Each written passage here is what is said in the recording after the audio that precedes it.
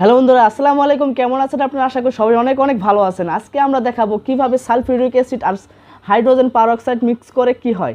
Sulphuric acid আর hydrogen peroxide mix করলে আমি জানি পিরানা সলিউশন তৈরি হয়।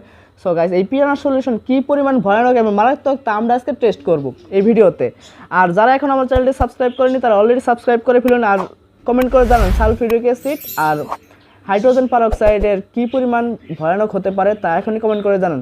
আর বিশেষ দেরি না করে শুরু করে দিই আজকের ভিডিও। চলুন গাইস।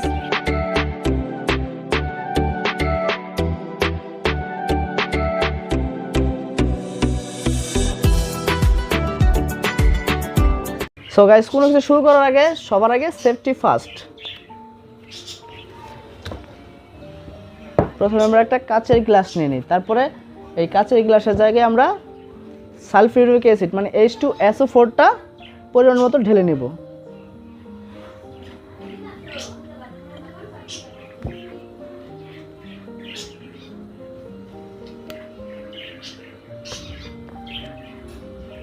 রাখি সাইডে। তারপর হাইড্রোজেন পারঅক্সাইড H2SO4, এটাকে এই জায়গায় পরিমাণ মতো মিক্স করব।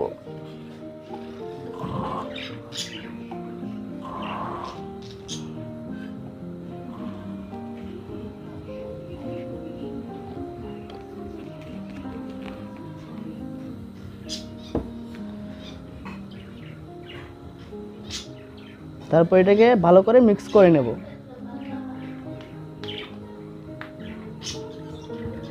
গাইস, এই তৈরি হয়ে গেল আমাদের পিরানা সলিউশন। তো এটার কীরকম রিয়াকশন তা আমরা একটা গাছের পাতা দিয়ে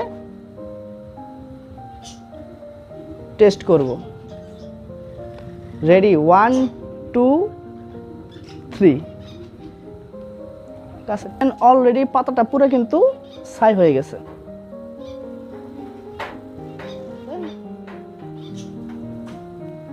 দেখতেই পাচ্ছেন খুবই মারাত্মক এবং ডেঞ্জারাস।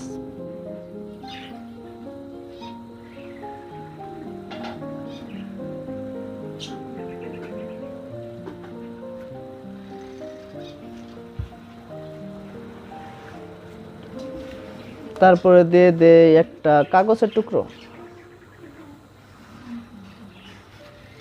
সব শেষ, সব কিছু একদম ভ্যানিশ হয়ে যাচ্ছে আস্তে আস্তে।